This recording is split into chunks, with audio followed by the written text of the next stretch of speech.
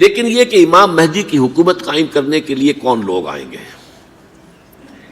عرب جو ہیں وہ اندر سے کھوکھلے ہو چکے ہیں، عیاشی نے، دولت نے، پیسے نے، دولت، پیسہ، عیاشی، اس کی وجہ سے کھوکھلے ہو چکے ہیں۔ یہاں میں آپ کو دو حدیثیں سنانا چاہتا ہوں۔ سنن ابن ماجہ کی روایت ہے حضرت ابو ہریرہ سے رضی اللہ تعالی عنہ، قال قال رسول اللہ صلی اللہ علیہ وسلم اذا وقعت الملاحم بعث اللہ بعثا من الموالی ہم اکرم العرب فرسا واجودہ سلاحا یوید اللہ بہم الدین، رواہ ابن ماجہ عن ابی ہریرہ رضی اللہ تعالی عنہ۔ جب ملاحم کا دور شروع ہوگا تو اللہ تعالیٰ اٹھائے گا ایک لشکر یا لشکروں پر لشکر موالی میں سے۔ موالی کون ہے؟ عربوں نے جب فتح کیا تھا اس پورے علاقے کو خلافت راشدہ کے دوران، اور پھر وہ لوگ جو ہے، ایک رائے تو یہ تھی کہ انہیں غلام بنایا جائے سارے آبادیوں کو، لیکن یہ کہ حضرت عمر کا اجتہاد تھا، اس کے مطابق جو ان کو غلام نہیں بنایا گیا تو وہ موالی کی حیثیت رکھتے ہیں۔ عربوں میں دم نہیں ہے، موالی میں سے لشکر اٹھیں گے کہ جو در حقیقت حضرت مہدی کی حکومت کو قائم کرے گی۔ دوسری حدیث سنیے، عن عبداللہ ابن الحارث رضی اللہ تعالی عنہ، اور یہ ابن ماجہ کی روایت ہے، قال قال رسول اللہ صلی اللہ علیہ وسلم یخرج الناس من المشرق فیوطئون للمہدی یعنی سلطانہ۔ اگر یہ ویڈیو آپ کو اچھی لگی ہے تو آپ کائنڈلی ریالٹی سپیک کو سبسکرائب کریں، ویڈیو کو لائک کریں اور کمنٹ میں جزاک اللہ لکھیں، تاکہ ہمیں اس طرح کے موٹیویشن ملتے رہیں اور ہم آپ کو اس طرح کی ویڈیو شیئر کرتے رہیں۔ جزاک اللہ خیر۔ لشکر نکلیں گے، لوگ آئیں گے مشرق سے، اور وہ حضرت مہدی کی حکومت کو جمائیں گے اور قائم کریں گے۔ اب ذرا نوٹ کیجئے کہ جزیرہ نما عرب کے مشرق میں کون سے ملک ہیں؟ تین: ایران، افغانستان، پاکستان۔ یہ تین سالڈ مسلم ممالک، مسلم آبادی اکثریت۔ ویسے تو یہ کہ آگے ہندوستان میں 20 کروڑ مسلمان ہیں، لیکن وہ 20 کروڑ جو ہے وہ تو 80 کروڑ کے اندر تحلیل ہو جاتے ہیں غیر مسلموں میں، لیکن یہاں جو معاملہ ہے یہ غالب اکثریت کے۔ ان میں سے ایران کا معاملہ جہاں تک ہے، نمبر 1 یہ کہ وہ شیعہ عقائد کے حصار میں بند ہے، اس سے ادھر ادھر ہونا اس کے لیے ممکن نہیں۔ حدیث میں یہ بھی آتا کہ اصفہان سے 70,000 یہودی دجال کا ساتھ دیں گے۔ لیکن بہرحال خراسان ایک صوبہ ہے افغانستان کا اس وقت بھی شمال مشرقی کونے میں، مجھے امید ہے وہاں سے خیر کی، کیونکہ خراسان کا لفظ وہاں پہ شامل ہے، اور حضور کی حدیث میں بعد میں آپ کو سناؤں گا کہ خراسان سے فوجیں چلیں گی جو یروشلم کو دوبارہ حاصل کریں گی، فتح کریں گی۔ جیسے پہلے یروشلم کھویا عربوں نے تھا، دوبارہ حاصل کیا تھا کرد نے، کرد خون صلاح الدین ایوبی رحمۃ اللہ علیہ، ایسے اب پھر عربوں نے کھویا ہے، لیکن لینے والے خراسان سے لشکر آئیں گے۔ یخرج من خراسان رایات سود لا یردھا شیء حتی تنصب بإیلیا۔ خراسان کے علاقے سے کالے علم لے کر لشکر چلیں گے جن کے رخ کو کوئی موڑ نہیں سکے گا جب تک کہ وہ جا کر یروشلم میں نصب نہ ہو جائے۔ اس کے بعد نام آتا ہے پاکستان کا۔ یہ ہے میری اور آپ کی داستان، اور یہ ہے سبب جس کی وجہ سے کہ میں آپ سے یہ گفتگو کر رہا ہوں۔ اصل میں تو کس لیے؟ محض ایک علمی استفادہ، محض اپنی بات آراء کو ظاہر کرنے کا شوق نہیں، بلکہ یہ کہ اپنی ذمہ داری ہم پہچانے کہ ہم کس مقام پر کھڑے ہیں۔ دیکھیے، اس پاکستان کے بارے میں یا ہندوستان کے بارے میں علامہ اقبال نے کہا تھا اپنے ترانہ ملی میں، میرے عرب کو آئی ٹھنڈی ہوا جہاں سے، میرا وطن وہی ہے، میرا وطن وہی ہے۔ اور مجھے بتایا گیا کہ سنن ابی داؤد میں یہ روایت موجود ہے کہ حضور نے فرمایا کہ ہندوستان کی طرف سے مجھے ٹھنڈی ہوا آتی، اگرچہ مجھے وہ حدیث ابھی نہیں ملی ہے، لیکن حزب التحریر کا ایک کارڈ مجھے ملا تھا، تو اس میں اس حدیث کا اور اس میں ابو داؤد کا روایت کا حوالہ موجود تھا۔ لیکن میں جو چیز آپ کو بتا چکا ہوں وہ یہ کہ الف ثانی کا پورا تجدیدی کارنامہ اس ہندوستان کی سرزمین میں ہوا۔ مجدد الف ثانی شیخ احمد سرندی، شاہ ولی اللہ دہلوی، سید احمد بریلوی، وہ تو ہمارے پاکستان میں آ کر جو ہے ان کا خون جذب ہوا ارض پاکستان میں۔ پھر شیخ الہند مولانا محمود حسن۔ تحریک خلافت چلی تو صرف ہندوستان میں چلی اور کہیں نہیں چلی۔ آزادی کی تحریک چلی پوری دنیا میں، وہ نیشنلزم کی بنیاد پر چلی، ملے نیشنلزم، عرب نیشنلزم، ترک نیشنلزم۔ ہمارے ہاں چلی تو اسلام کے نام پر پاکستان کا مطلب کیا؟ لا الہ الا اللہ۔ پھر پاکستان قائم ہوا معجزے کے طور پر، بلکہ نازل ہوا ہے لیلۃ القدر میں، انا انزلناہ فی لیلۃ القدر۔ جیسے قرآن نازل ہوا لیلۃ القدر میں، یہ پاکستان بھی نازل ہوا لیلۃ القدر میں۔ اس کا برقرار رہنا ابھی تک معجزہ ہے۔ ہندو یہ سمجھتا تھا، کانگریس سمجھتی تھی کہ جھٹپٹ ختم ہو جائے گا. پھر یہ کہ اس کا قرارداد مقاصد کا پاس ہو جانا، مزید بھی اور اضافی دفعات دستور میں آ جانا، اب کمرشل انٹرسٹ کو ربا قرار دے کر حرام قرار دینا، یہ سارے لینڈ مارکس ہیں کہ جو اشارہ کر رہے ہیں کسی چیز کی طرف، معاملہ کدھر جا رہا ہے. پھر یہ کہ یہ جو 14ویں صدی کے مجدد تھے شیخ الہند، اس کے بعد سے کچھ ایسی شخصیتیں عظیم پیدا ہوئی ہیں ہند میں، جن کو میں سمجھتا ہوں کہ 14ویں صدی کے مجدد اور 15ویں صدی کے مجدد کے درمیان یہ 15ویں صدی کے مجدد کی راہ کو سیدھا کرنے والے، جیسے کہ حضرت یحییٰ نے کہا تھا میں تو آنے والے کا راستہ سیدھا کر رہا ہوں حضرت عیسیٰ کے لیے، ایسے ہی 15ویں صدی کے لیے امام مہدی کے لیے راستہ صاف کرنے والے سب سے پہلے علامہ اقبال، جنہوں نے اسلام کا تصور دین کی حیثیت سے دوبارہ زندہ کیا ہے، ورنہ اسلام ایک مذہب کی شکل اختیار کر چکا تھا. پھر مولانا مودودی، مولانا ابوالکلام آزاد حکومت الہیہ کے نعرے کے ساتھ میدان میں آئے. یہ اقبال نے جو تصور پیش کیا تھا اس پر عملی جد و جہد کے لیے حزب اللہ قائم ہوئی. نوٹ کر لیجئے 11 برس کا فرق ہے عمر کا علامہ اقبال کے اور ابوالکلام کے. اور 1913 میں جب حزب اللہ قائم کی ہے اس وقت علامہ اقبال کی ملی شاعری اپنے عروج کو پہنچ چکی تھی. پھر یہ کہ علامہ اقبال کے بعد تعبیر جو ہے اس کام کی وہ ابوالکلام نے کی، لیکن روایتی علماء کی شدید مخالفت کی وجہ سے وہ بددل ہو کر چھوڑ گئے، کانگریس میں شامل ہو گئے، بساط جو ہے حزب اللہ کی انہوں نے لپیٹ دی. پھر مولانا مودودی آئے، انہوں نے وہ ڈور جو ہے اس کا سرا تھاما، جماعت اسلامی قائم کی حکومت الہیہ ہی کے قیام کے لیے. اگرچہ میرے نزدیک یہ کہ وہ انتخابی اور ایک قومی سیاست کی ایک جماعت بن کر پاکستان میں جو ہے دلدل میں پھنس گئی ہے، اب ہم اس کی کوشش کر رہے ہیں تنظیم اسلامی اور یہ تحریک خلافت جس کے تحت یہ جلسہ ہو رہا ہے. یہ ساری چیزیں وہ ہیں کہ آپ کو سوائے پاکستان کے اور کہیں نہیں ملیں گی پوری دنیا میں. معلوم ہوتا ہے کہ پاکستان کو بہت بڑا رول پلے کرنا ہے اس میں، اور اس کے ساتھ اب جمع کر لیجئے افغانستان کی عمارت افغانستان، اسلامی عمارت افغانستان قائم ہو چکی ہے. یہ پچھلے 20 سالوں میں جو کچھ وہاں ہوتا رہا ہے اس سے پہلے تصور نہیں ہو سکتا تھا. علامہ اقبال کے فرزند بھی دیکھ کر آئے ہیں، تو اگرچہ وہ خود میں سمجھتا ہوں کہ خاصے انہیں آپ لبرل کہیں، آزاد خیال کہیں، لیکن اس درجے متاثر ہو کر آئے تھے کہ انہوں نے یہ کہا افغانستان میں جو میں نے حالات دیکھے ہیں کہ اگر 2-4 اور مسلمان ملکوں کے اندر یہ نظام قائم ہو جائے تو پوری دنیا مسلمان ہو جائے گی. یہ سب کچھ کیسے ہو رہا ہے؟ یہ آنے والے دور کی جھلکیاں ہیں. Coming events are casting their shadows before. یہ سب بتا رہے ہیں کہ پاکستان افغانستان کو مل کر اس میں کوئی عظیم رول پلے کرنا ہے. اور اس کے ضمن میں اب میں علامہ اقبال کے بارے میں آخری بات کہہ رہا ہوں.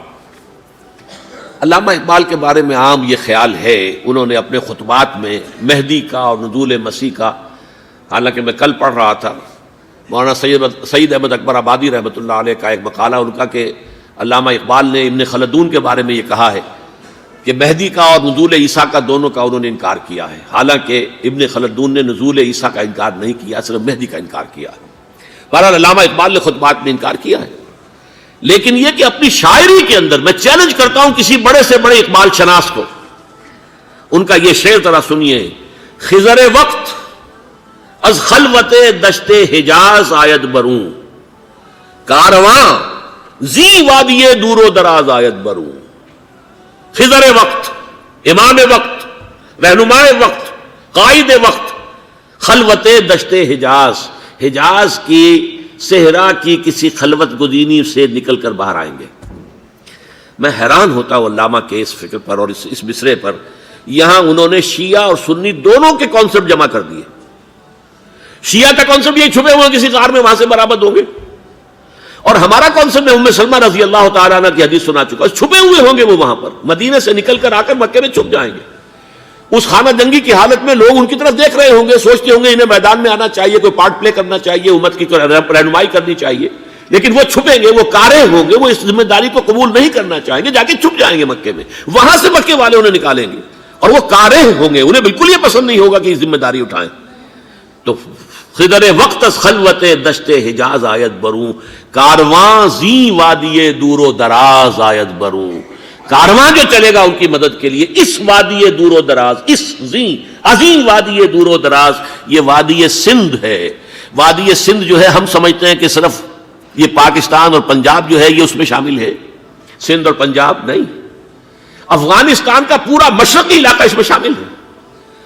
جیسے دریائے جہلم سندھ میں جا رہا ہے، جیسے دریائے گلگت سندھ میں آ کر ملتا ہے، جیسے دریائے چناب اور راوی اور جہلم اور یہ سب جا رہے ہیں اور آ رہے ہیں، اسی طرح دریائے کابل کہاں سے آ رہا ہے، دریائے گومل کہاں سے آ رہا ہے، ٹوچی کہاں سے آ رہا ہے، یہ سارا جو ہے ڈرین جو ہو رہا ہے ایسٹرن جو ہے پارٹ آف افغانستان، یہ سب وادی ہے، اس وادی کے یہ دو حصے ہیں، ایک حصہ جو ہے یہ ادھر پاکستان میں ہے اور اسی وادی کا دوسرا حصہ جو ہے وہ افغانستان میں ہے۔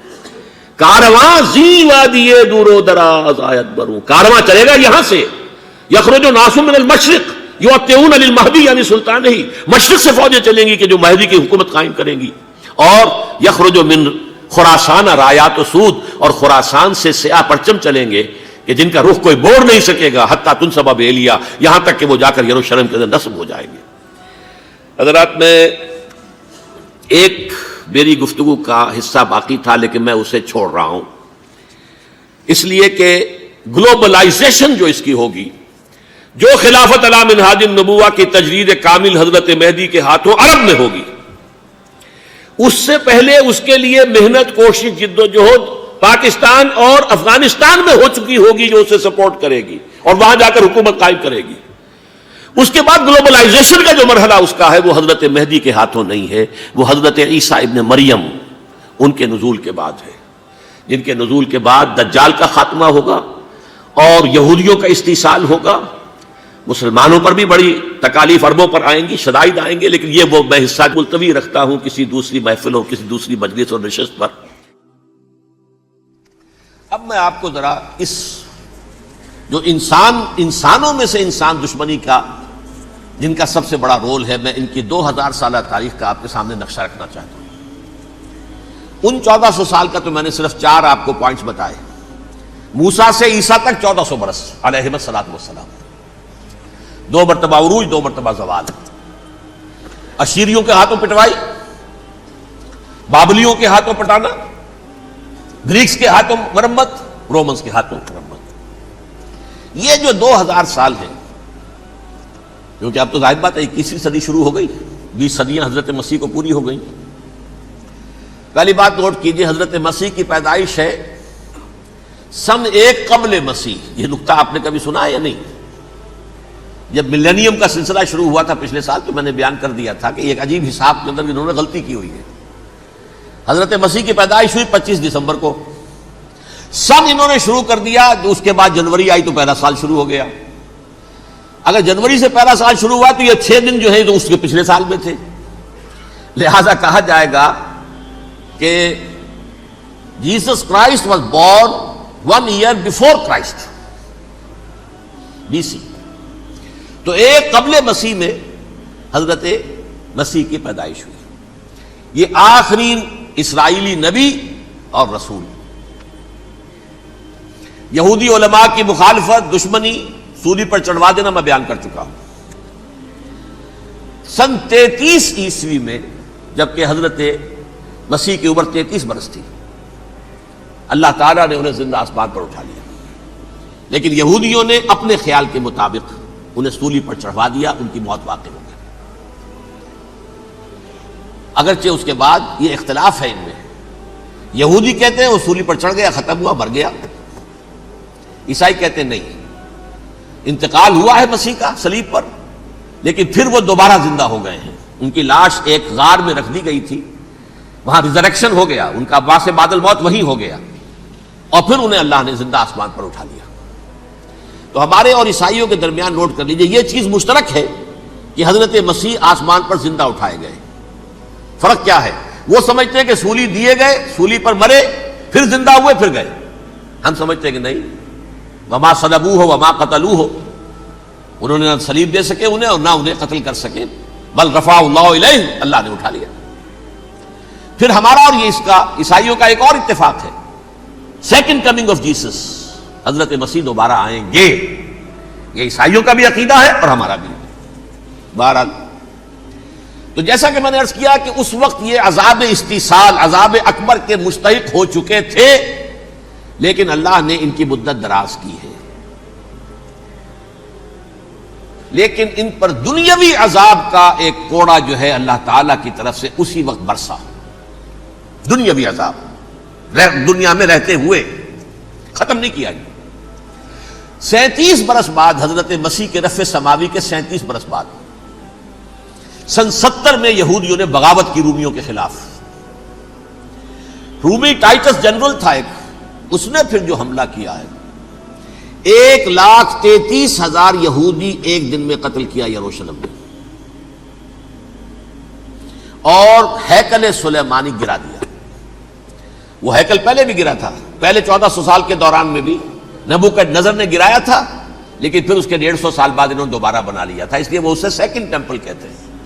پہلا ٹیمپل جو حضرت سلیمان نے بنایا تھا نبوکدنضر نے گرا دیا 587 قبل مسیح میں, پھر دوبارہ انہوں نے 150 سال کے بعد بنا لیا.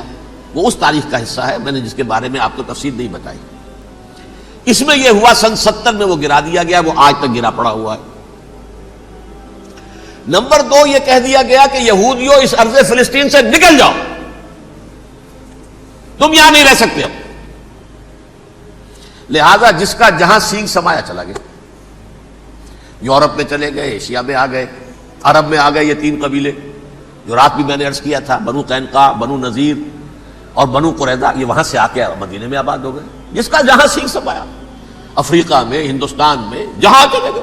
ڈایاسپورا اسے کہتے ہیں, وہ آپ نوٹ کر لیجیے اس لفظ کو, ڈایاسپورا. ہمارا دور انتشار, جبکہ ہمیں ہماری اصل سرزمین تو فلسطین ہے, حضرت ابراہیم کا مسکن, حضرت اسحاق حضرت یعقوب کا مسکن فلسطین, یہ ہے ہماری اصل جاگیر, یہ تو ہماری جدی پشتی جاگیر ہے. لیکن یہاں سے نکال دیے گئے سن 70 عیسوی میں, اور وہاں سے لے کے 1917 تک ان کا ڈایاسپورا جاری رہا. یہ دور انتشار ہے. اس دور انتشار کے اب چند حصے ہیں جس کو میں چاہتا ہوں کہ آپ علیحدہ علیحدہ سمجھ لیں. دور انتشار کا جو پہلا جو ہے تقریباً 300 برس رومی حکمران تھے, وہ یہودیوں کے بھی دشمن تھے اور عیسائیوں کے بھی دشمن تھے. عیسائی اور یہودی ایک دوسرے کے بھی دشمن تھے, لیکن رومی سمجھتے تھے کہ یہ ایک ہی تھیلی کے چٹے بٹے ہیں. رومیوں کے نزدیک عیسائی بھی یہودیوں ہی کا ایک فرقہ تھے, کوئی علیحدہ مذہب تو تھا ہی نہیں. لہذا رومی جو ہیں رومنز, وہ ان دونوں کو ستاتے تھے, مارتے تھے, اور یہ آپس میں لڑتے تھے. یہودی عیسائیوں کو مارتے تھے, عیسائی یہودیوں کو مارتے تھے. یہ ہے 300 برس تک کی تاریخ. سن 300 عیسوی میں کیا ہوا, ایک معجزہ ہو گیا. بہت عظیم ایمپرر کانسٹینٹائن, قسطنطین اعظم, رومن ایمپررز میں سے بہت بڑا ایمپرر, وہ عیسائی ہو گئے. اب تو معاملہ بالکل تلپٹ ہو گیا, پوری سلطنت عیسائی ہو گئی. اب عیسائیوں کے عیش ہو گئے اور یہودیوں پہ مار پڑنی شروع ہوئی. اب عیسائیوں کا آپ خود سوچئے کہ جنہیں وہ خدا بنا بیٹھے ہیں, خدا کا بیٹا قرار دے رہے ہیں, ان کے قاتل کون؟ یہودی بدماش. لہذا ان کی وہ پٹائی شروع ہوئی ہے یورپ میں, پوری رومن امپائر میں. انہیں ذلیل کیا گیا, شہروں میں آمد بند, علیحدہ رہو, گھیٹوز کے اندر رہو.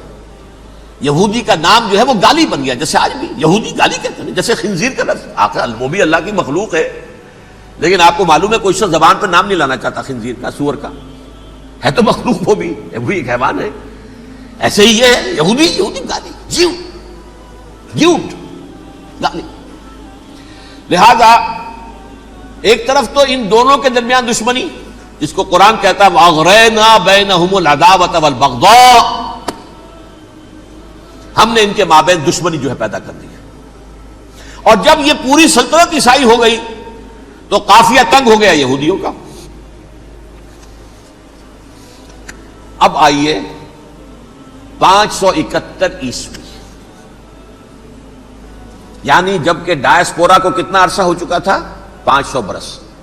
سن 70 سے شروع ہوا نا ڈایاسپورا, جب ٹائٹس نے گرایا ہے ہیکل کو اور نکال باہر کیا انہیں فلسطین سے, بھاگ جاؤ یہاں ایک یہودی بھی نہیں رہے گا, فلسطین سے نکال دیے گئے.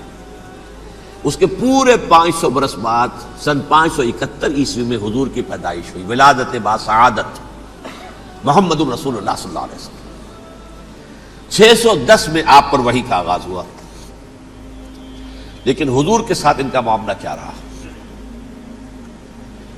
اول تو جبکہ حضور ابھی مکے ہی میں تھے, یہودیوں نے ریشہ دوانیاں شروع کر دی حضور کے خلاف. قریش مکہ کو سکھاتے تھے, پڑھاتے تھے, ان سے یہ پوچھو, ان سے یہ پوچھو, انہیں اس طرح تنگ کرو, ان سے یہ امتحان لو. یہ آپ کے علم میں ہے۔ سورہ بنی اسرائیل میں، سورہ کہف میں وہ سوالات، جو امتحانی سوالات آئے تھے، ذوالقرنین کون تھا، اصحاب کہف کون تھے، تم رسول بنے پھرتے ہو تو بتاؤ، اور یہ روح کی حقیقت کیا بتاؤ۔ یہ ساری ریشہ دوانیاں کر رہے تھے بیٹھے ہوئے ابھی وہیں پر، حضور ابھی پہنچے بھی نہیں۔ ہجرت فرما کر حضور تشریف لے آئے تو حضور نے جسے ماسٹر سٹروک کہا جائے گا، یعنی اسٹیٹس مین شپ کا ماسٹر سٹروک، آپ نے مدینے میں آتے یہودیوں کے ساتھ پیکٹ کر دیا، جوائنٹ ڈیفنس پیکٹ آف مدینہ، کہ اگر مکے والے ہم پر حملہ کریں گے تو ہم مل جل کر ایک قوم کی حیثیت سے مقابلہ کریں گے۔ یہ میثاق مدینہ کہلاتا ہے، جس کے بہت غلط معنی پہنائے جا رہے ہیں آج کل۔ بہرحال میں موضوع میرا چونکہ یہ نہیں، میں ادھر نہیں جاؤں گا، لیکن ہوا کیا، ہر مرتبہ یہ خیانت کے مرتکب ہوئے، ان نے جو عہد کیے تھے ان سے پھرے، اندر ہی اندر سازش، ریشہ دوانی، حضور کی بدترین دشمنی۔ سورہ نساء کی آیت نمبر 12 میں 14 میں 13 میں فرمایا ہے، لا تزال تطلع علی خائنۃ منہم، اے نبی ہمیشہ آپ کے علم میں ان کی طرف سے خیانتیں، بددیانتیاں آتی رہیں گی، اور بار بار وہ مسلسل جنگ کی آگ بھڑکاتے تھے، قریش کو دعوت دیتے، آؤ آؤ آؤ ہم اندر سے بغاوت کر دیں گے، تم آؤ تو صحیح، ختم کریں محمد کو اور اہل ایمان کو صلی اللہ علیہ وسلم رضی اللہ تعالی عنہم اجمعین۔ لیکن پھر جب وہ آتے تھے تو یہ دبک جاتے تھے، ان میں ہمت نہیں تھی، میدان کے مرد نہیں رہے تھے، کہ سورہ حشر میں ان کا نقشہ کھینچا گیا ہے، کھلے میدان میں مقابلے کی اس کے اندر صلاحیت ہی نہیں ہے۔ یہ تو فصیلوں کے پیچھے سے، جیسے عورتیں کہیں دیہات میں لڑائی ہوتی ہے تو مرد جو ہے گلیوں میں لڑتے ہیں، عورتیں اوپر سے پتھر پھینکتی ہیں، بس وہ کام یہ کر سکتے تھے، من ورائے جدر، فصیلوں کے پیچھے سے، جنگ میں میدان میں نہیں آ سکتے۔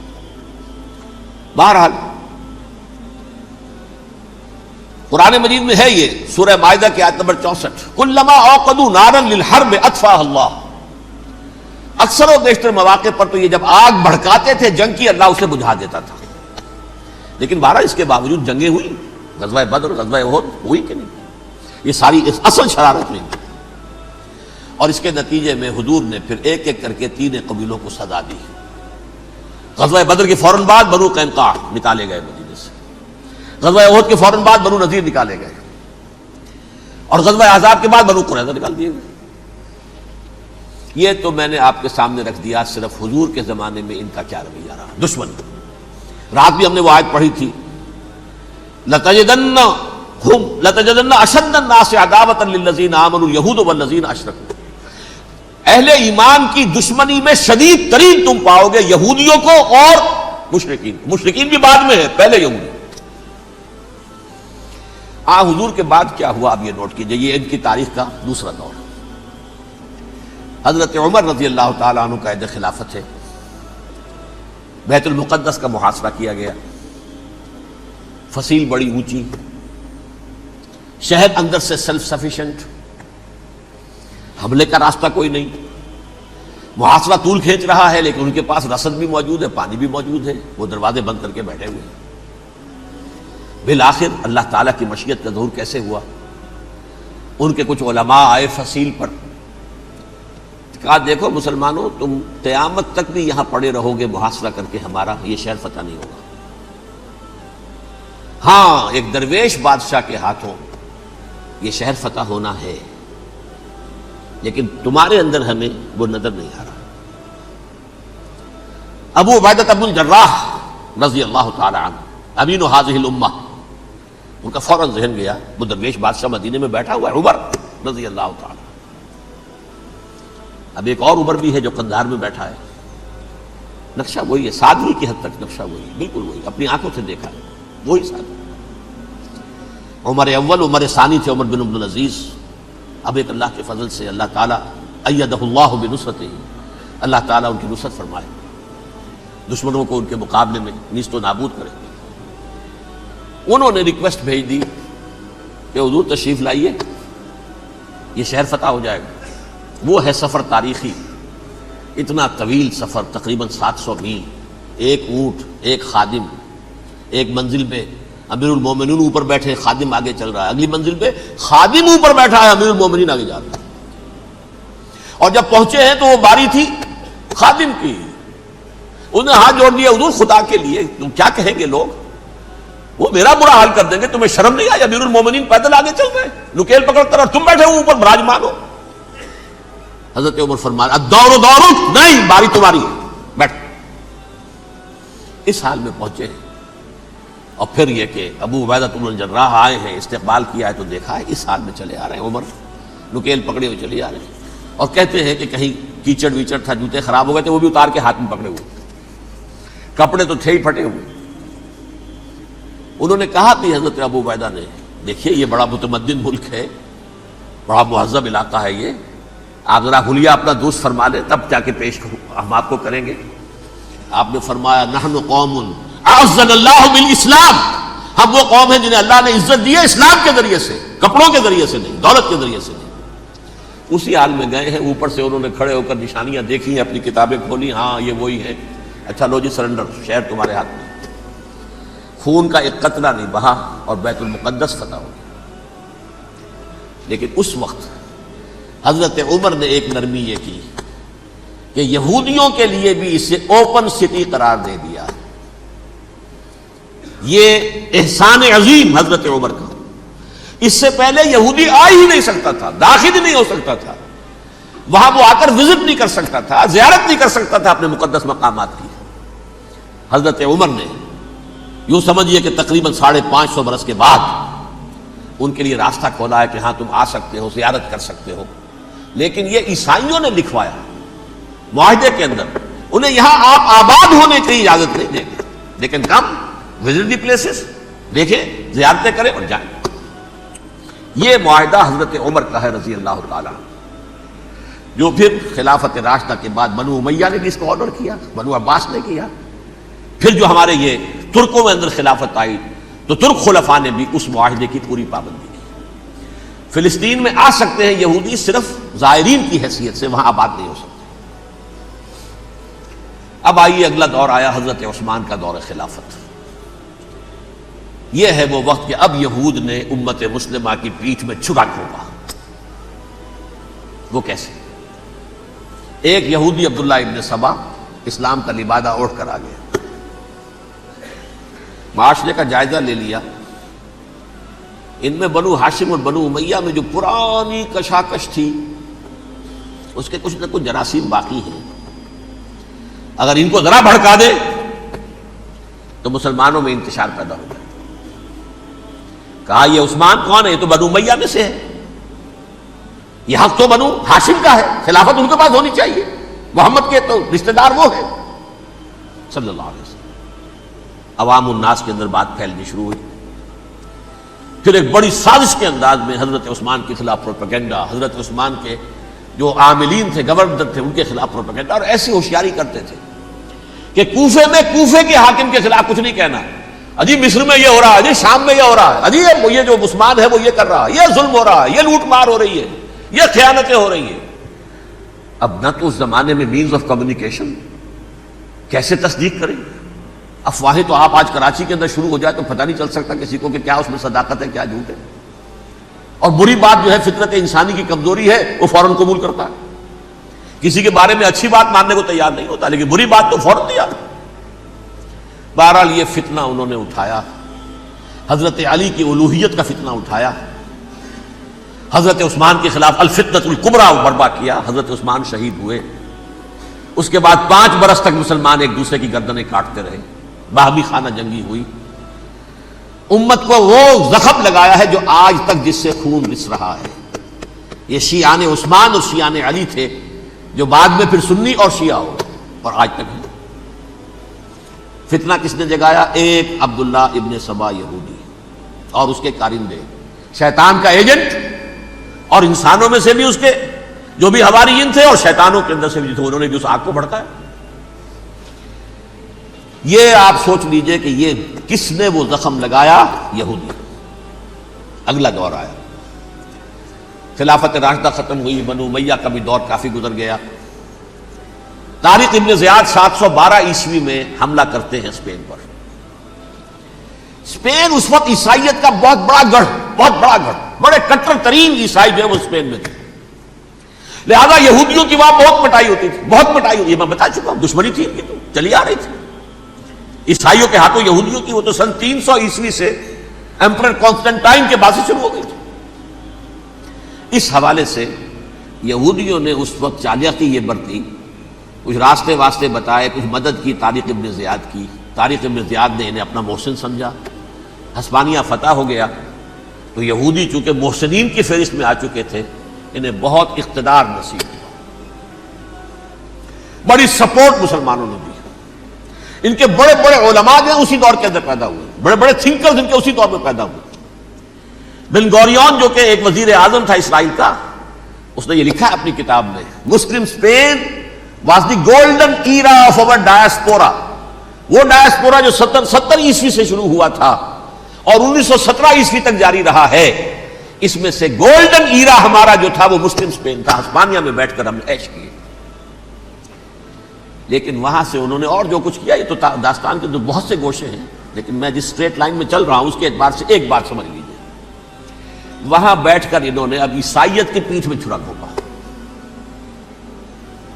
پروٹیسٹنٹ مذہب پیدا کیا، تقسیم کر دیا. جیسے شیعہ سنی کی تقسیم، عبداللہ ابن سبا. رومن کیتھولک اور پروٹیسٹنٹ کی تقسیم، یہودی علماء. ہوتا کیا تھا؟ ہسپانیہ کی یونیورسٹیاں ہیں، کارڈووا میں ہے، ٹولیڈو میں ہے، گریناڈا میں ہے، غرناطہ، قرطبہ، تولیتلا. اور وہاں آتے تھے لوگ، فرانس سے چلے آ رہے ہیں نوجوان پڑھنے کے لیے، جرمنی سے چلے آ رہے ہیں، اٹلی سے چلے آ رہے ہیں. 3 ہی ملک قریب ترین پڑھتے ہیں سینٹرل جو یورپ کے ہیں. یہاں پر جو ہے وہ اسلام جو نور پھیلا رہا تھا اس سے بھی مستفیض ہوئے. جہالت کے جو ہے پردے ان کے وہ چھٹے. اس کے ساتھ ہی وہ یہودی وہاں ان کے اندر جو جراثیم داخل کر رہے تھے، وہ اس عیسائیت کے خلاف بغاوت تھی جو اس وقت دنیا میں عیسائیت اس وقت تھی. پوپ کا راج تھا دنیا میں اس وقت. یورپ میں جو عیسائیت تھی اس میں ایک طرف بادشاہ تھے، لیکن بادشاہوں کی حیثیت وہاں پر یوں سمجھ لیجئے کٹ پتلیوں کی تھی. اصل قوت پوپ کے ہاتھ میں تھی. اور پوپ کو انہوں نے جیسے قرآن نے کہا اتخذوا احبارهم ورهبانهم اربابا من دون اللہ. چونکہ سینٹ پال نے شریعت موسوی ساقط کر دی تھی تو اب شریعت تھی ہی نہیں. پوپ کو اختیار تھا جس چیز کو چاہے حلال قرار دے دے، جس چیز کو چاہے حرام قرار دے دے. اتخذوا احبارهم ورهبانهم اربابا من دون اللہ. انہوں نے کہا صاحب یہ پوپ کس بلا کا نام ہے، یہ بھی انسان ہے. بات تو ٹھیک تھی نا. اصل حیثیت تو کتاب کی ہونی چاہیے نا، ڈیوائن بک، دی ریویلڈ اسکرپچر. لہذا یہ کتاب ہر شخص پڑھ سکتا ہے. کوئی پوپ کے باپ کو جو ہے کوئی اس کے لیے پروپرائٹری رائٹس تو نہیں ہے کہ صرف پوپ پڑھ سکتا ہے یا پادری پڑھ سکتے ہیں. ہم بھی پڑھ سکتے ہیں، ہم بھی سمجھ سکتے ہیں. یہ باتیں تھی کہ جن کو بڑھا چڑھا کر بیان کر کے اور پوپ کا اقتدار ختم کرا دیا اور توجہ مرکوز کر دی بائبل کی طرف. اب بائبل میں بڑا حصہ تو اولڈ ٹیسٹامنٹ کا ہے. نتیجہ کیا ہوا؟ یہود کی عظمت پروٹیسٹنٹس کے نزدیک مسلم ہو گئی. اصل قوم تو یہ ہے. وہ دشمنی بدلی کہ نہیں بدلی؟ موسیٰ کے امتی یہ ہے، تورات موسیٰ کو دی گئی، ابراہیم کی نسل یہ ہے.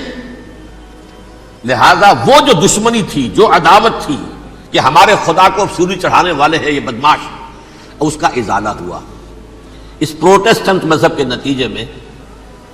یہ میں اب آپ کو بتاتا ہوں کہ ایک نتیجہ وہ نکلا ہے جسے برٹرنڈ رسل نے بیان کیا ہے. اس کی کتاب ہے ان پریز آف آئیڈلنس، صفحہ 108. وہ لکھتا ہے دی Christians retaining the Judaic belief in a special revelation added to it the Roman desire for worldwide domination and the Greek taste for metaphysical subtleties. The combination produced the most fiercely persecuting religion that the world has yet known. یہ 3 چیزیں آ کر عیسائیت میں مل گئی. ایک تو جب یہ اولڈ ٹیسٹامنٹ جو ہے وہ ان کے ہاتھ میں آ گئی، اور اس کے میں کچھ آپ کو بتا دیتا ہوں کہ اولڈ ٹیسٹامنٹ کی تعلیمات، کیونکہ یہ اولڈ ٹیسٹامنٹ جو ہے یہ محرف تھی. اصل تورات تو گم ہو گئی تھی 587 قبل مسیح میں، جب پہلی مرتبہ ہیکل جو ہے تباہ ہوا ہے، اس وقت ختم ہو گئی تھی. اس کے کوئی 150 سال کے بعد انہوں نے یادداشتوں سے مرتب کر کے لکھی ہے. اب اس میں ان کے اپنے خیالات، اپنے امانی، اپنی توجیحات وہ شامل ہو گئی.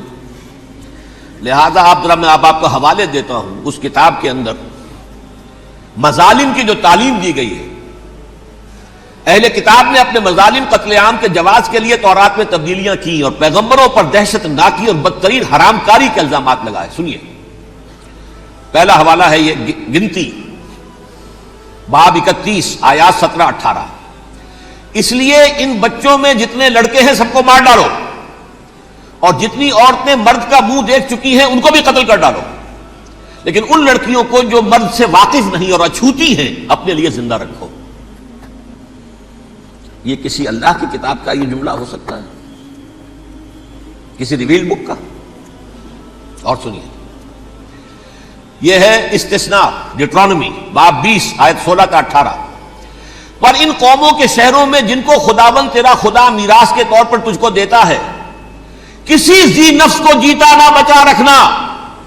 جیسا خداوند تیرے خدا نے تجھ کو حکم دیا بالکل نیست کر دینا. مرد، عورتیں، بچے، بوڑھے سب ختم. یہ کتاب مقدس ہے. اور سنیے، سموئیل باب 27 آیت نمبر 9.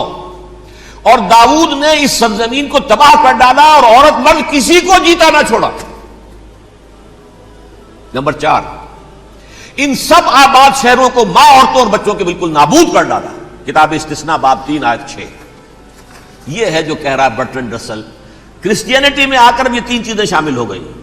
ایک تو یہ باربیرین، یہ تعلیم جو ہے، اور یہ مذہب کے نام پہ تعلیم، یہ کتاب مقدس کی تعلیم. نمبر 2، رومنز کے اندر جو ایک تمنا تھی ورلڈ ڈومینیشن کی، وہ عیسائیت کے اندر آ گئی. اس لیے کہ پوری رومن امپائر جو ہے عیسائی ہو گئی، تو اسے وراثت کے اندر ورلڈ ڈومینیشن کی جو ایک تمنا تھی وہ مل گئی. اور پھر یہ کہ انہوں نے جو توہمات تھے یونانیوں کے، ان کو بھی اپنے ہاں مختلف شکلوں کے اندر جمع کر لیا. ان تین چیزوں کا the combination produced the most fiercely persecuting religion that the world has yet known. اس کے نتیجے میں دنیا میں تاریخ انسانیت کے اندر جو بدترین خوخار ترین مذہب ہو سکتا ہے وہ شکل عیسائیت نے اختیار کی. اور اس کا مظہر عتم کیا تھا؟ نوٹ کیجیے، صلیبی جنگیں. ایک بات ٹائم ٹیبل کے اعتبار سے نوٹ کر لیجئے گا. فرسٹ ملینیم ختم ہوا، سیکنڈ شروع ہوا. ان کے 1000 سال ختم ہوئے تو 11ویں صدی میں سیکنڈ ملینیم شروع ہوا، تو پہلی صلیبی جنگیں ہوئی. لاکھوں مسلمان قتل کیے گئے. صرف یروشلم کے اندر اتنا خون بہایا ہے کہ خود ان کے ہسٹورینز لکھتے ہیں کہ جب ان صلیبیوں نے جب گھوڑوں کے ساتھ وہ چل رہے تھے گلیوں میں، تو ان کے گھوڑوں کے گھٹنوں تک خون کی ندی بہ رہی تھی. جہاں سے گزرے ختم کرتے چلے گئے، آبادیاں کی آبادیاں ختم ہو گئی. اگرچہ اس کروسیڈ میں گیہوں کے ساتھ گھن بھی پسا، یہودی بھی بہت مارے گئے. یہ فرانس سے، جرمنی سے جب یہ کروسیڈرز آ رہے تھے، 3000 میل کا سفر طے کر کے آئے تھے. سوچئے تو صحیح. اربن ثانی پوپ جو تھا، آگ لگا دی تھی اس نے پورے یورپ کے اندر. شرم سے ڈوب مرو، تمہارے مقدس علاقے مسلمانوں کے ہاتھ میں. انفیڈلز، یہ کافر، یہ مرتد، یہ ملحد. مسیح جہاں پیدا ہوا، مسیح کو جہاں سولی دی گئی، وہ کہاں ہے؟ ان کے ہاتھ میں. وہ آگ لگائی ہے، 3000 میل کا فاصلہ طے کر کے یہ قومیں آئی ہیں وہاں. اور جو تباہی مچائی ہے انہوں نے، تاریخ انسانی میں ایسی بربریت کی کوئی مثال. اور یہ ان کے اپنے ہسٹورینز لکھتے ہیں. شرم کے مارے ایسے محسوس ہوتا ہے جیسے ان کی گردنیں جھکی جا رہی ہیں. اگرچہ بھٹکے ہوئے ہیں لیکن کبھی بھولی ہوئی منزل بھی یاد آتی ہے راہی کو، اور بھٹکے ہوئے آہو کو پھر سوئے حرم لے چل. اس کی ضرورت ہے مسلمان کو پھر اس کا مقصد یاد دلایا جائے. پاکستان اس لیے نہیں بنایا گیا تھا کہ ہمارے ہاں ٹاٹے اور برلے نہیں تھے تو ہمارے پاس اس کے بھی باپ وجود میں آ جائیں. اس لیے تو نہیں بنایا گیا تھا. پاکستان اس لیے نہیں بنایا گیا تھا کہ جاگیرداروں کی جاگیرداریاں محفوظ ہو جائیں. پاکستان اس لیے تو نہیں بنایا گیا تھا. اور یہ کہ نمازیں اور مسجدیں تعمیر ہو جائیں، مسجدیں تو امریکہ میں تعمیر ہو رہی ہیں عالی شان سے عالی شان. اس لیے پاکستان نہیں بنا تھا. آج بھی مسلمان، میں معذرت سے عرض کر رہا ہوں مولانا سے، آج بھی بھارتی مسلمان کی ایوریج نمازی ہونے کے اعتبار سے پاکستانی مسلمان سے کہیں بہتر. آج بھی برقع نظر آ جائے گا تو ہندوستان میں نظر آ جائے گا. میں نے اپنی آنکھوں سے دیکھا چند سال پہلے جب مکہ مسجد حیدرآباد دکن میں 3 دن مسلسل میری تقریریں ہوئی ہیں، 10,000 مرد اور 5,000 خواتین، اور ان میں سے کوئی بغیر برقعے کے نہیں تھی۔ ایک سیلاب نظر آ رہا تھا برقعوں کا کہ جب جلسہ ختم ہوا ہے رات کے 12 بجے 3 دن تک متواتر۔ یہاں کہاں نظر آئے گا برقع آپ کو؟ یہاں تو جس کے پاس 2 پیسے ہو گئے اس نے سب سے پہلے برقع اتار کے پھینک دیا۔ معلوم اچھی طرح سمجھ لیجئے یہ چیزیں تو وہاں زیادہ ہیں یہاں کی نسبت۔ اصل ضرورت تھی کہ یہاں اس نظام کو قائم کیا جائے، وہ نظام عدل اجتماعی، وہ جس میں حریت ہو، جس میں عام آدمی بھی خلیفہ وقت کو ٹوک سکے۔ یہ کرتا کیسے بن گیا؟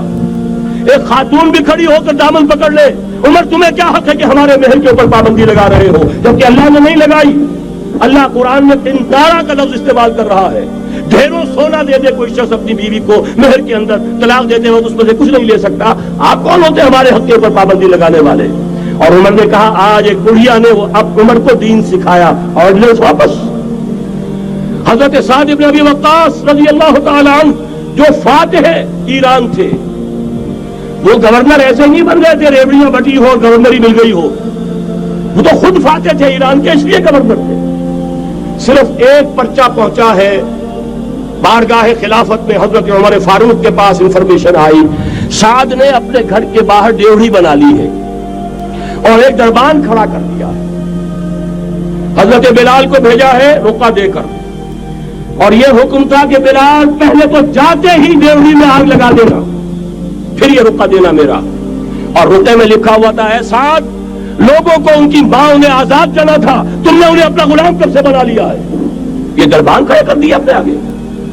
وہ حریت، وہ مساوات کہ جا رہا ہو خلیفہ وقت اور چارج لینے جا رہا ہے بیت المقدس کا، کوئی ذاتی علاج کے لیے نہیں جا رہا، سیر و سیاحت کے لیے نہیں جا رہا، چارج لینے کے لیے بالکل سرکاری وزٹ ہے، آفیشل وزٹ ہے، اسٹیٹ وزٹ ہے۔ اور حال کیا ہے؟ 700 میل کا فاصلہ طے کرنا اور ایک اونٹنی، کوئی انٹوریج نہیں، کوئی قدم و حشم نہیں، کوئی جمبو جٹ بھرے ہوئے نہیں، کچھ نہیں، ایک اونٹنی ایک خادم۔ اس ایک اونٹنی پر کیونکہ راستے کا راشن بھی ہے لہذا 2 آدمی نہیں بیٹھ سکتے، ایک بیٹھ سکتا ہے۔ ایک منزل خلیفہ وقت بیٹھا ہوا ہے اوپر اور خادم نکیل پکڑ کر چل رہا ہے، اگلی منزل خادم اوپر بیٹھا ہے اور خلیفہ وقت عمر بن الخطاب رضی اللہ تعالی عنہ اور وہ آگے آگے نکیل پکڑ کر چل رہے ہیں۔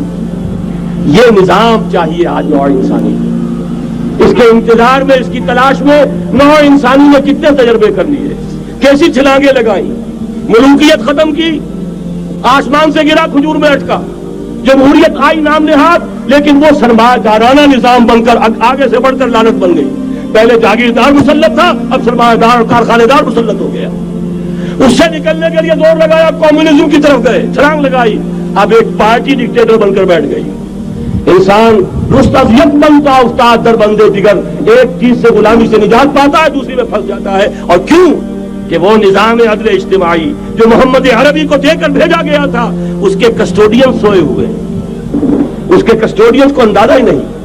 یہ نسخہ تو ہمارے پاس تھا، ہمیں عمل کرنا تھا، دنیا کے سامنے پیش کرنا تھا۔ پاکستان بنایا اس لیے گیا تھا کہ ہم اس کا ایک نمونہ دنیا کے سامنے پیش کریں گے۔ قائد اعظم نے فرمایا تھا کہ ہم یہ چاہتے ہیں کہ پاکستان کی صورت میں عہد حاضر میں اسلام کے اصول حریت و اخوت و مساوات کا ایک نمونہ قائم کر کے دکھائیں۔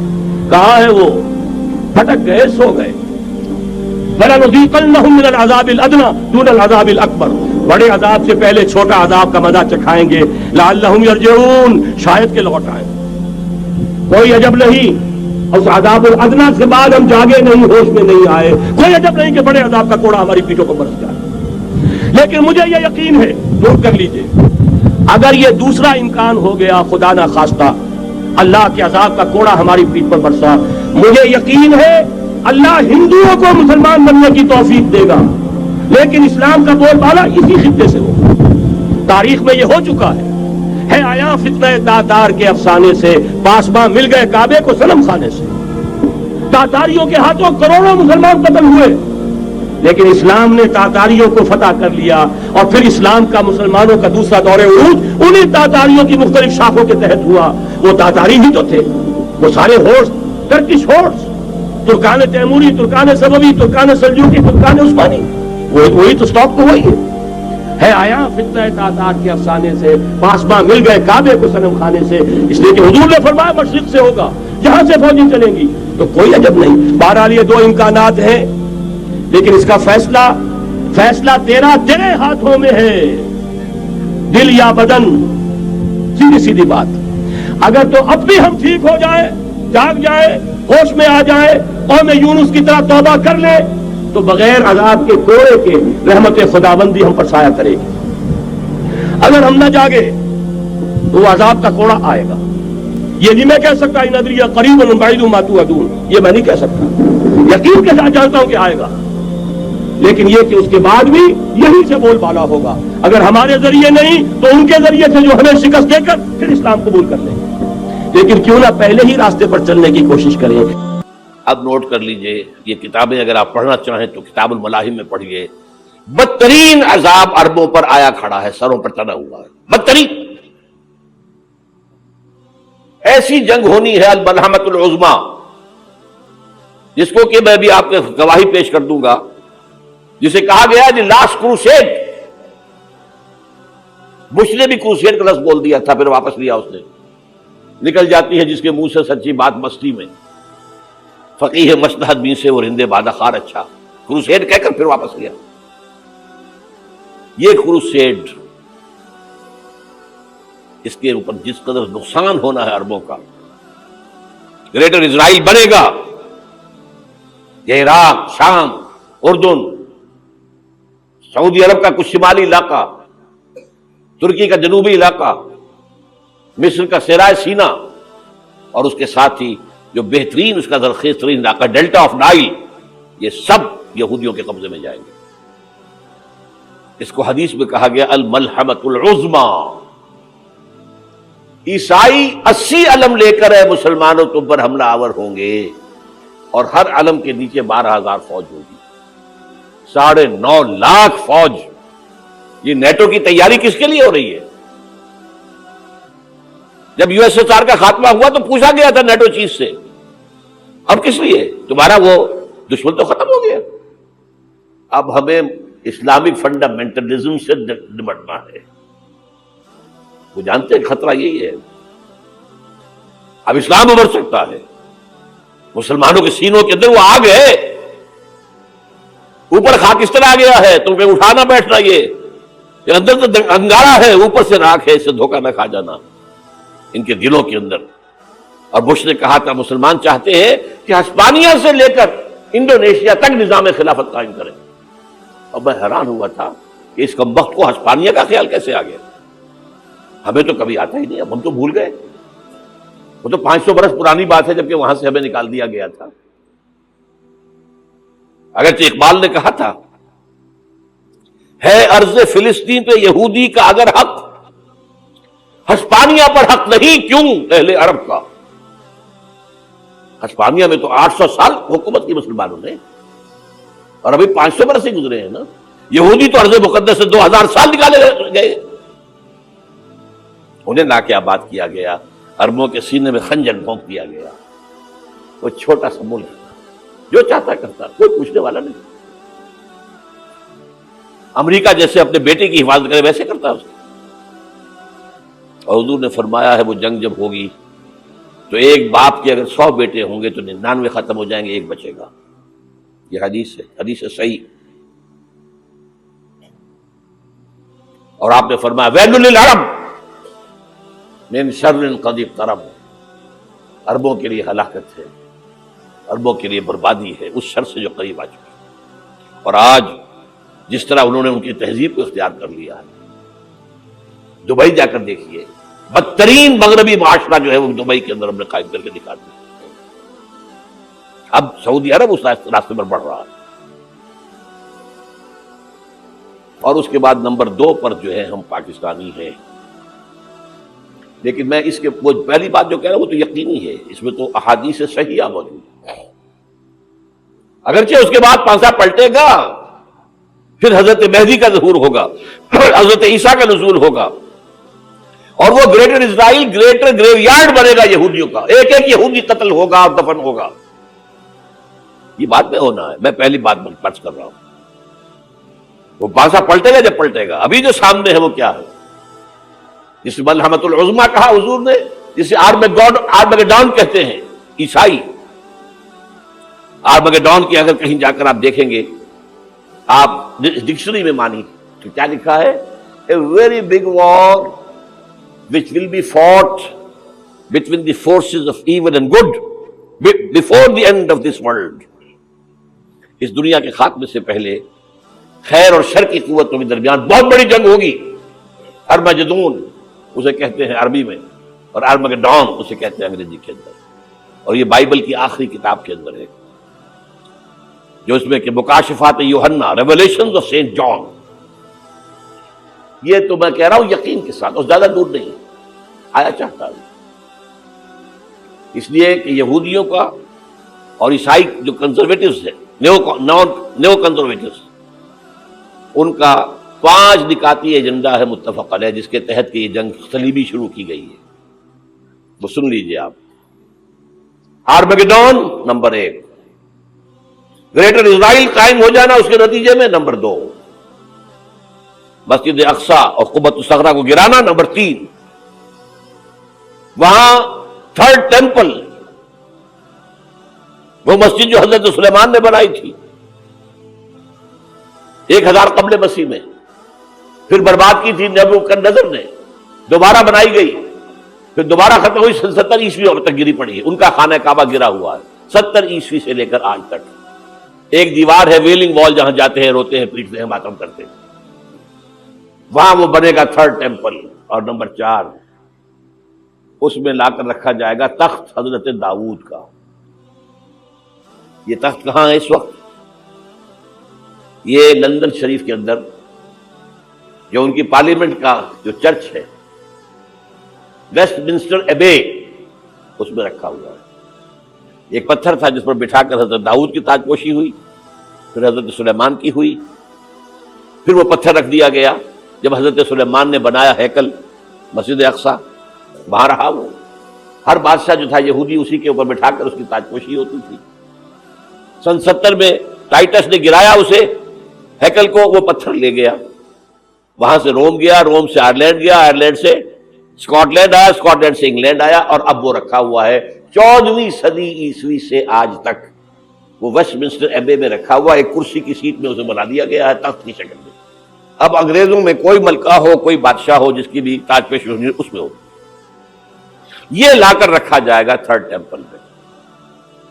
اور اس پر یہودیوں کے خیال کے مطابق ان کا مسیحا آئے گا جو مسیح دجال ہوگا. عیسائیوں کے خیال کے مطابق حضرت عیسیٰ آئیں گے، وہ ہمارا بھی خیال ہے حضرت عیسیٰ آئیں گے علیہ السلام. بہرحال یہ تو بات کی باتیں ہیں نا. اس وقت جو میں عرض کر رہا ہوں، عربوں پر بہت بڑا عذاب، اور پاکستان کا معاملہ البتہ یہ ہے، میں یقین سے نہیں کہہ سکتا. ہینگنگ ان دی بیلنس، ہو سکتا ہے اللہ تعالی ہم پر رحم فرمائے، ہو سکتا ہے، اگرچہ اسی پہ شرائط ہوں گی. چمن کے مالک اگر بنا لے موافق اپنا شعار، اب بھی چمن میں آ سکتی ہے پلٹ کر چمن سے روٹھی بہار، اب بھی ہو سکتا ہے. اور یہ بھی ہو سکتا ہے کہ اللہ تعالیٰ نے معجزانہ طور پر ہمیں ملک دیا، ہم نے اللہ سے بدعہدی کی، وعدہ خلافی کی، غداری کی، لہذا سزا دی جائے اور ہم سے یہ ملک چھین لیا جائے. It's just possible. دور نہ سمجھے اسے، انہونی بات نہ سمجھے. جو گھیراؤ ہو رہا ہے آپ کے مغرب میں نیٹو فورسز اور مشرق میں بھارتی فورسز گدھوں کی طرح بیٹھے ہوئے انتظار کر رہے ہیں پاکستان اور ڈسٹیبلائز ہو جائے، یہاں اور بدامنی ہو جائے. اب لاہور میں پھر آج دھماکے ہو گئے ہیں. 2 دن پہلے کا دھماکہ میں سہ کے آیا ہوا ہوں، آپ کے سامنے بیٹھا ہوں. وہ جانیں بچی ہیں جو ہماری اکیڈمی کا حشر ہوا، تو میں آپ کو نہیں بتا سکتا. یہ سارا کیوں ہو رہا ہے؟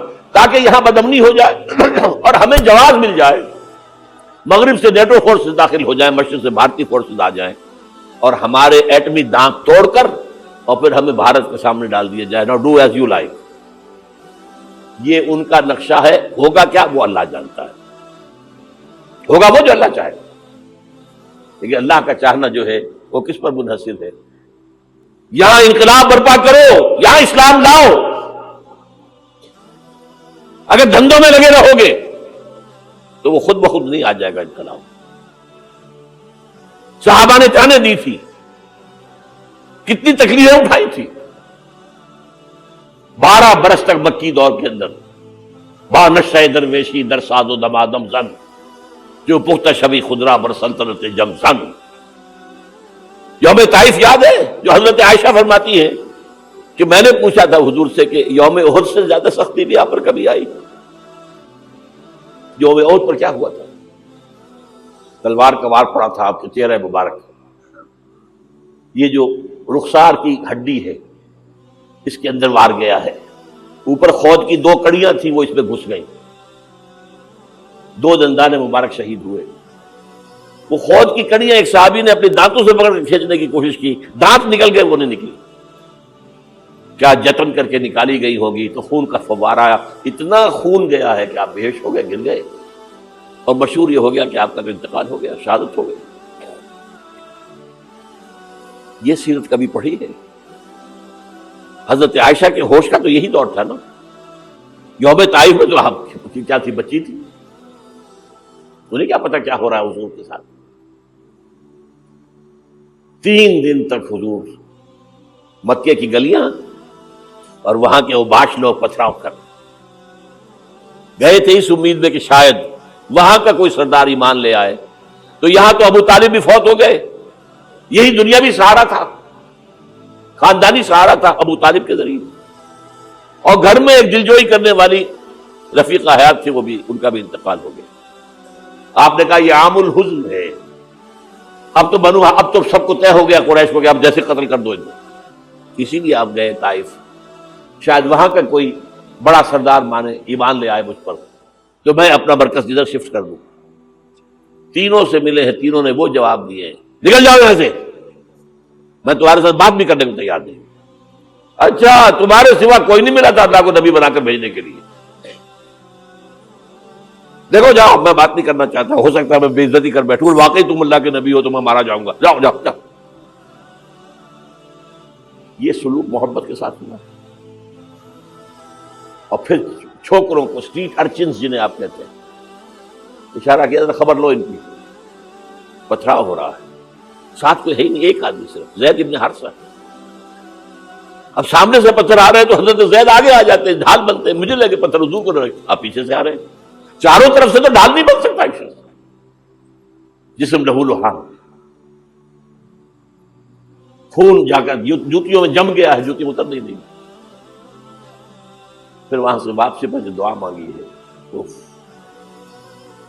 اللہم الیک اشکو ضعف قوتی وقلت حیلتی وہوانی علی الناس، اے اللہ تیری جناب میں فریاد لے کر آیا ہوں اپنی قوت کی کمی کا، اپنے وسائل کی کمی کا، اور جو ذلت و خواری ہو رہی ہے لوگوں کے سامنے، الا ملتقرنی، مجھے کس کے حوالے کر دیا ہے، الا بعیدی یتجہمنی، یہ میرے اوپر ہجوم کر کے آ جائے، حملہ کریں، اور عدو من لگتا امرے، یہ دشمن کے حوالے میرا معاملہ کیا، جو چاہے کر دے وہ۔